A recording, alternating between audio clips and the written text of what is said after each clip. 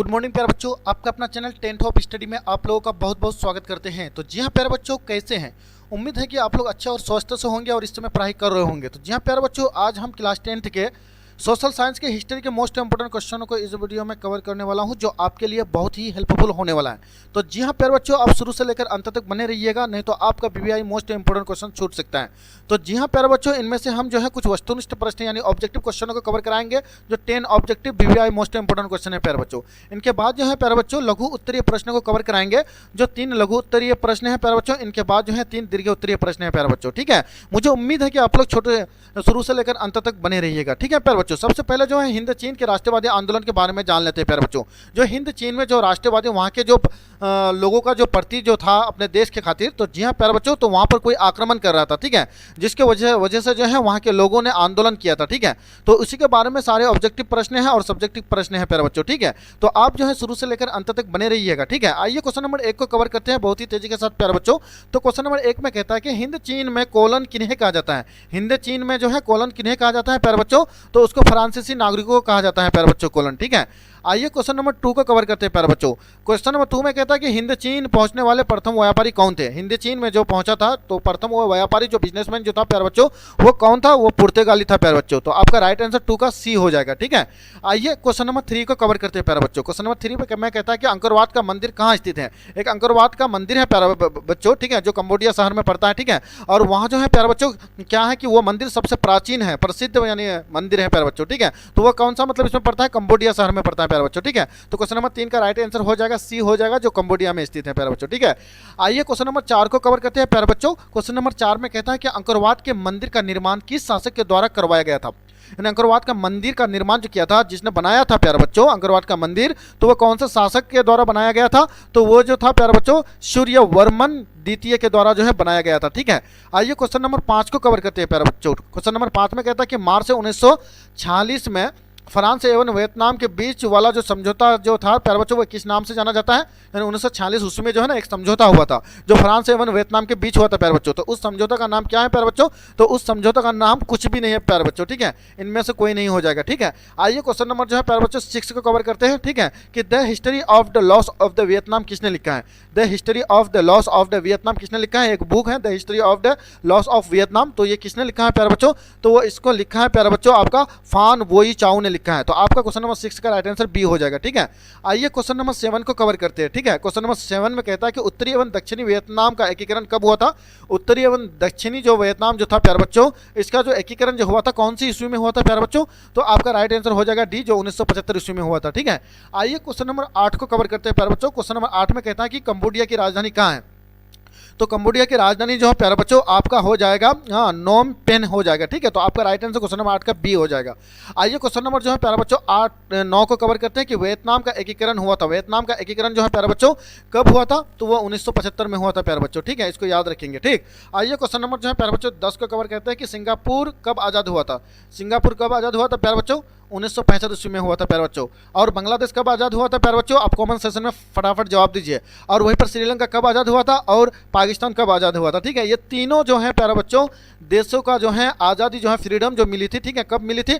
तो आप जो है कमेंट सेशन में जवाब दीजिए। ठीक है, इनके बाद जो है मैं रिप्लाई में बता दूंगा। ठीक है, आइए क्वेश्चन नंबर जो है प्यारे बच्चों लघु उत्तरीय प्रश्नों को सॉल्व करते हैं। ठीक है, जो बहुत ही इंपॉर्टेंट है आपके लिए, जो फाइनल एग्जामिनेशन के लिए बहुत ही हेल्प करेगी प्यारे बच्चों। इनके बाद जो मासिक परीक्षा जो मंथली जो होता है प्यारे बच्चों, उसमें भी देखने को मिलेगा प्यारे बच्चों। ठीक है, तो आइए क्वेश्चन नंबर 1 को कवर करते हैं प्यारे बच्चों लघु उत्तरीय प्रश्न में से कि नापान और एजेंट ऑरेंज क्या था? नापान और एजेंट ऑरेंज क्या था प्यारे बच्चों? नापान और एजेंट, ठीक है, एजेंट ऑरेंज के बारे में आपको अगर पता नहीं है तो प्यारे बच्चों आप बने रहिए लास्ट तक, आपको पता चल जाएगा। ठीक है, आइए क्वेश्चन नंबर 1 का जो है आंसर को देखते हैं प्यारे बच्चों। क्वेश्चन नंबर 1 का जो है लघु उत्तरीय प्रश्न में है कि नापान और एजेंट ऑरेंज रासायनिक घातक हथियार थे। ये क्या था? नापान और एजेंट क्या था?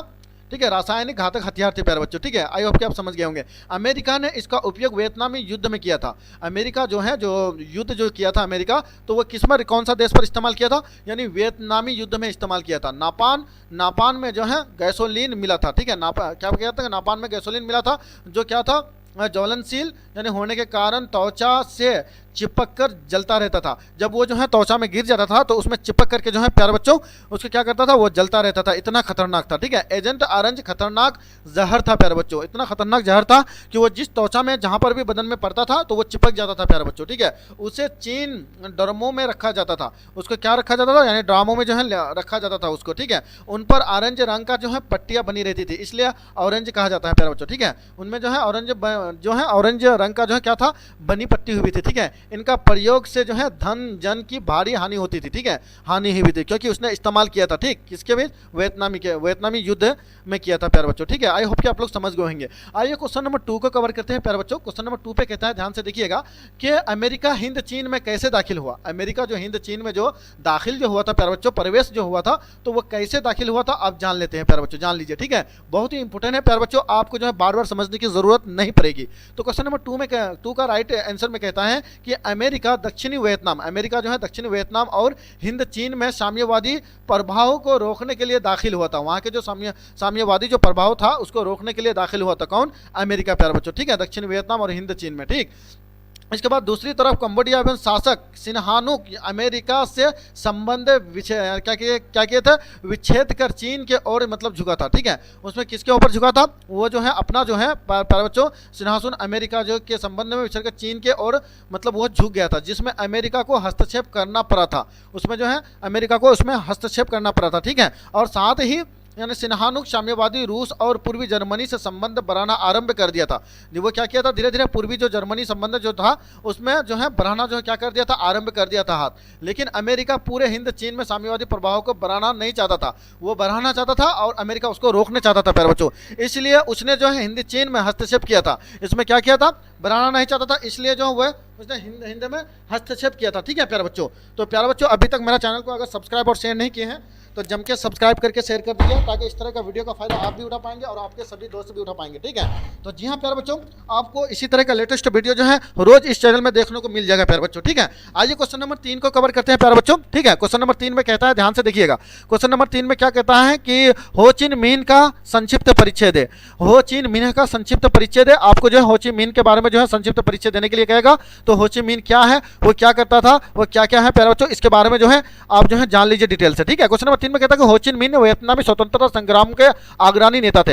हो चिन मिन जो है वियतनाम के क्या थे, स्वतंत्र आजादी मतलब दिलाने के लिए संग्राम के क्या थे, अग्रणी नेता थे, उनको आजादी दिलाने के लिए, ठीक है। और वो साम्यवादी विचारधारा से प्रभावित थे। वो साम्यवादी जो विचारधारा जो थे उससे क्या थे, वो प्रभावित थे प्यारे बच्चों, ठीक है। 1925 में उन्होंने वियतनामी क्रांतिकारी दल के स्थापना की और एक फ्रांसीसी साम्राज्यवाद क्या कहता साम्राज्यवाद से लड़ने के लिए वो क्या किया था, कार्यकर्ताओं के सैनिक प्रशिक्षण की व्यवस्था की, ठीक है। वो किसके मतलब फ्रांसीसी साम्राज्यवाद से लड़ने के लिए जो है क्या किया था, कार्यकर्ताओं को वो प्रशिक्षण की व्यवस्था की थी। कब, 1930 ईस्वी में, जब राष्ट्रवादी गुटों की एकत्र कर दिया, मतलब एक ही जगह जो उन लोगों को जमा कर दिया, तो वियतनाम कोंग सॉन यानी देंग दल की स्थापना की, ठीक है। 1945 ईस्वी में उन्होंने लोकतांत्रिक गणराज्य की स्थापना की थी।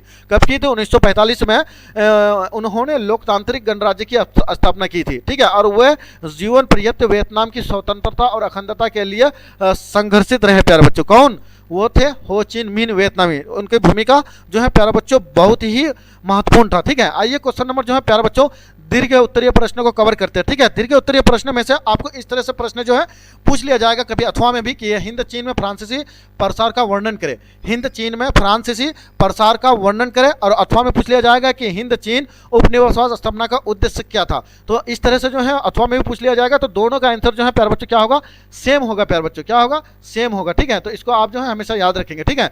तो आइए जो है क्वेश्चन नंबर 1 का दीर्घ उत्तरीय प्रश्न को देख लेते हैं प्यारे बच्चों, ठीक है।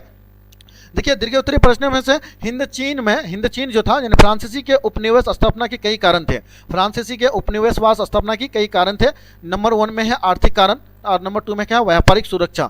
तो आर्थिक कारण में क्या था प्यारे बच्चों, वियतनाम एक कृषि प्रधान देश था, ठीक है, जहां पर चावल और रबर का उत्पाद होता था। सबसे ज्यादा क्या उगता था वियतनाम में, चावल और रबर उत्पाद होता था, ठीक है। और यहाँ विभिन्न प्रकार के खनिज पदार्थ जैसे कोयला, टीन, जस्टा, टंगस्टन, क्रोमियम थे प्यारे बच्चों। इनका उपयोग फ्रांसीसी अपने उद्योगों के विकास में करना चाहते थे, और हिंद चीन में फ्रांसीसी को बड़ा व्यापार भी मिल सकता था प्यारे बच्चों, ठीक है। और वहीं पर व्यापारिक सुरक्षा की बात किया जाए कि फ्रांसीसी के डच एवं ब्रिटिश व्यापारिक कंपनियों की प्रतिस्पर्धा था, क्या किया था, प्रतिस्पर्धा पर्दा का सामना करना पड़ता था, ठीक है, जिनमें उनके व्यापारिक यानी क्या करते थे, प्रतिद्वंदी अंग्रेज थे, ठीक है, क्योंकि उनको जो है बहुत जो है कंपटीशन करना पड़ता था, ठीक है। भारत में फ्रांसीसी कमजोर हो गए थे, क्या किए थे, भारत में जो है फ्रांसीसी क्या हो गए थे, कमजोर हो गए थे। अगर वो भारत में कमजोर नहीं होते तो आप आसानी से जो है उनका मुकाबला कर सकता था प्यारे बच्चों, ठीक है। और देखिएगा अतः यानी आर्थिक तथा व्यापारिक दृष्टिकोण से फ्रांसीसी के लिए हिंद चीन सुरक्षित थे, क्योंकि वहां से भारत और चीन दोनों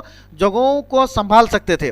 क्या करते थे प्यारे बच्चों, क्योंकि भारत और चीन जो है दोनों जगहों से क्या करते थे, संभाल सकते थे, इसलिए औद्योगिकरण के लिए कच्चे माल का आपूर्ति उपनिवेश से होती थी, क्योंकि जो है प्यारे बच्चों अगर उपनिवेश से औद्योगिकरण अगर नहीं होता तो वो कमजोर पड़ सकता था, ठीक है। अब देखिए वहीं पर 3 नंबर में कहता है कि यूरोपीय सभ्यता का विकास करना, क्या मतलब जो फ्रांसीसियों का एक उद्देश्य हिंद चीन वासियों को यूरोप सभ्यता से अवगत कराकर उन्हें क्या कर रहा था, सभ्य बनाना था। इसके अतिरिक्त कैथोलिक धर्म का प्रचार भी उपनिवेशवाद स्थापना का एक उद्देश्य हुआ था। एक क्या था, कैथोलिक धर्म था प्यारे बच्चों, और उन्हीं का प्रचार जो है उपनिवेशवाद स्थापना का एक उद्देश्य था प्यारे बच्चों। आइए क्वेश्चन नंबर जो है प्यारे बच्चों 2 को कवर करते हैं। क्वेश्चन नंबर 2 में कहता है कि राष्ट्रपति निक्सन के हिंद चीन में शांति के संबंध में 5 सूत्री योजना क्या थी और इसका क्या प्रभाव पड़ा था प्यारे बच्चों। और वहीं पर अथवा में है प्रथम विश्व युद्ध के भारतीय राष्ट्रीय आंदोलन का स्थान अंत संबंधित क्या संबंधों से विवेचना करें। तो इस तरह से प्रश्न अगर पूछ लिया जाएगा तो सेम प्रश्न को जो है प्यारे बच्चों आप लिख सकते हैं, सेम आंसर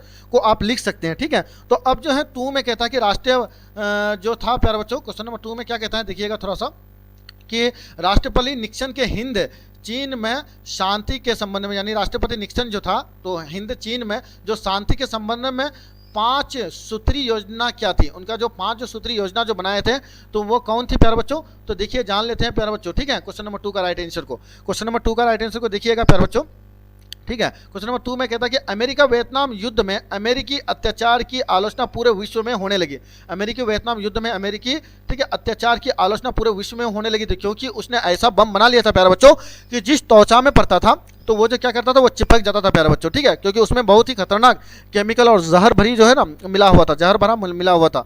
इसलिए जो है प्यारे बच्चों इसका जो है क्या किया आलोचना होने लगी कि अब जो अमेरिका इस तरह का कैसे कर सकता है, ठीक है, इसको रोकने के लिए कुछ उपाय किया जाए। अमेरिका राष्ट्रपति निक्सन, उस समय कौन थे, अमेरिका के राष्ट्रपति निक्सन थे, ने हिंद चीन में शांति के लिए 5 सूत्री योजना का पोषण की, जिसने निम्नलिखित है। देखिए पहला है कि हिंद चीन की सभी सेनाएं युद्ध बनकर यथास्थापन पर रहे, और नंबर दूसरा कहना कि युद्ध विराम को देखरेख अंतर्राष्ट्रीय पर्यवेक्षक यानी करेंगे, और तीसरा जो है क्या करने के लिए चाहता था, इस दौरान कोई देश अपनी शक्ति बढ़ाने का प्रयत्न नहीं करेगा, क्योंकि जो है उनको डर था कि कोई देश अगर उनका सपोर्ट कर देगा तो मेरा जो है हमको जो है युद्ध हारनी पड़ेगी प्यारे बच्चों, ठीक है। इसलिए से जो है इसने ये शर्त रखा, ठीक है। देखिएगा क्वेश्चन जो मैंने चौथा में कहता कि युद्ध विराम के दौरान सभी तरह की लड़ाइयाँ बंद रहेगी, यानी युद्ध जो विराम जो होगा तो उसी समय जो है जो गठन जो होगा प्यारे बच्चों तो उसके दौरान क्या रहेगा, सभी लड़ाइयाँ बंद रहेगी। तथा जो है प्यारे बच्चों 5 में कहता है युद्ध का अंतिम लक्ष्य समूचे हिंद चीन में संघर्ष का अंत होगा, और परंतु इस शांति प्रस्ताव को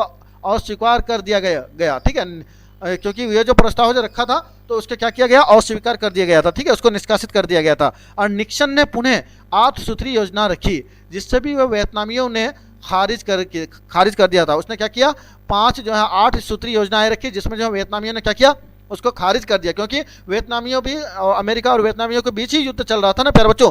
तो वो क्या करता था, वो जितना भी वो जो है योजनाएं बनाती थी तो उनको जो है खारिज करने के बाद में पूरा गठन मंथन बनाते थे वियतनामियों ने, ठीक है। हिंद चीन में अब चीन और सोवियत संघ ने भी अपना प्रभाव बढ़ाना आरंभ कर दिया, वहीं पर जो है अब चीन और सोवियत संघ ने भी अपना प्रभाव बढ़ाना आरंभ कर दिया था, यानी शुरू कर दिया था, ठीक है। और 27 जनवरी 1973 में अतः ये पेरिस में वियतनाम युद्ध की, यानी 1973 को यानी 27 फरवरी 1973 को अंततः पेरिस में भी वियतनाम युद्ध की क्या किया था, समाप्ति का समझौता पर हस्ताक्षर हो गया था। जो वियतनाम के जो युद्ध जो था उसको समाप्त करने के लिए जो है पेरिस में भी क्या हो गया था प्यारे बच्चों, यानी समझौता का हस्ताक्षर हो गया था कि किसी भी तरह का युद्ध नहीं होगा, ठीक है। इसी तरह से अमेरिका के साथ वो चला आया, ठीक है। युद्ध समाप्त हो गया एवं अप्रैल 1975 में उत्तरी एवं दक्षिणी वियतनाम का एकीकरण हो गया प्यारे बच्चों, ठीक है। अब देखिए कि हिंद चीन में राष्ट्रवाद के विकास में विभिन्न तत्वों का योगदान था, ठीक है, जिनमें से औपनिवेशिक शोषण की नीतियों तथा स्थानीय आंदोलन ने भी काफी बढ़ावा दिया। 20वीं शताब्दी के शुरुआत में, जो 20वीं जो शताब्दी था उनकी शुरुआत में जो विरोध और मुखर होने लगा, और उसी परिप्रेक्ष्य में 1903 ईस्वी में फान बोई चाऊ ने दुई तान हुई का क्या कि एक क्रांतिकारी संगठन किया। ठीक है, ये क्या था, यानी फान बोई चाऊ जो वियतनाम के जो क्रांतिकारी जो थे प्यारे बच्चों, तो उसने क्या किया, एक क्रांतिकारी का संगठन की स्थापना की। ठीक है, जिसके नेता कुआंग दे थे। फान बोई चाऊ ने the history of the loss of the Vietnam लिखकर हलचल पैदा कर दिया था प्यारे बच्चों। ठीक है, उन्हीं की बदौलत जो है प्यारे बच्चों वियतनाम को स्वतंत्रता मिली थी। ठीक है, इसलिए जो है उनको हिस्ट्री में जो है नोट किया गया है। 1905 ईस्वी में जापान द्वारा रूस को हराया जाना हिंद चीनियों के लिए प्रेरणा स्रोत बन गया था। साथ ही रूसों का मॉन्टेस्क्यू जैसे फ्रांसीसी विचारों को विचार भी इन्हें उद्दलित कर रहे थे। यानी इसी समय एक दूसरे राष्ट्रवादी नेता फान चू चिन तिन हुए, जिन्होंने राष्ट्रवादी आंदोलन का क्या किया था, राजतंत्रीय स्वरूप की थी प्यारे बच्चों। ठीक है, इसके बाद देखिएगा प्यारे बच्चों, ठीक है, देख लीजिएगा प्यारे बच्चों, इसके बाद आगे देखिए क्या कहता है। तो प्यारे बच्चों थोड़ा सा इसमें मिस हो गया है प्यारे बच्चों। ठीक है, इसमें क्या हो गया, मिस हो गया प्यारे बच्चों, इसको याद रखेंगे। ठीक है, इसका राइट आंसर जो है, सॉरी, इसका राइट आंसर जो था प्यारे बच्चों, तो इसका राइट आंसर जो है प्यारे बच्चों यही तक था। ठीक है, आगे नहीं है, आगे दूसरा क्वेश्चन है प्यारे बच्चों, उन्हीं से रिलेटिव है, इसलिए जो है प्यारे बच्चों इसका नंबरिंग जो है यहाँ पे जो मिट गया है प्यारे बच्चों। ठीक है, इसका नंबरिंग यहाँ पर है। ठीक है, आइए देखते हैं प्यारे बच्चों। ठीक है, क्वेश्चन नंबर किसको, 3 को देखते हैं। हिंद चीन के राष्ट्रवाद का विकास का वर्णन करें। ठीक है, तो हिंद चीन में राष्ट्रवाद का विकास का वर्णन करना है प्यारे बच्चों, तो आपको वर्णन के बारे में अगर पूछ लेगा तो आपको जो है इस तरह से वर्णन कर लेना है प्यारे बच्चों। ठीक है, इसको इस तरह से जो क्या करना है, वर्णन कर लेना है। ठीक है, कि 1905 ईस्वी में जापान द्वारा रूसों में हराया जाना हिंद चीन के लिए प्रेरणा स्रोत बन गया था। साथ ही रूसो एवं मॉन्टेस्क्यू ने फ्रांसीसी विचारधारा को विचार के इन्हें भी उद्दलित कर रहे थे। इसी समय एक दूसरे राष्ट्रवादी नेता फानचुन चिन्हे हुए, जिन्होंने राष्ट्रवादी आंदोलन के राजतंत्रीय क्या किया था, स्वरूप की थी। ठीक है, इसके बाद गणतंत्रवादी बनाने का प्रयास किया था। जापान में शिक्षा प्राप्त करने गए छात्र इसी तरह के विचार के समर्थक थे। इन्हीं छात्रों ने वियतनाम कुआन फूक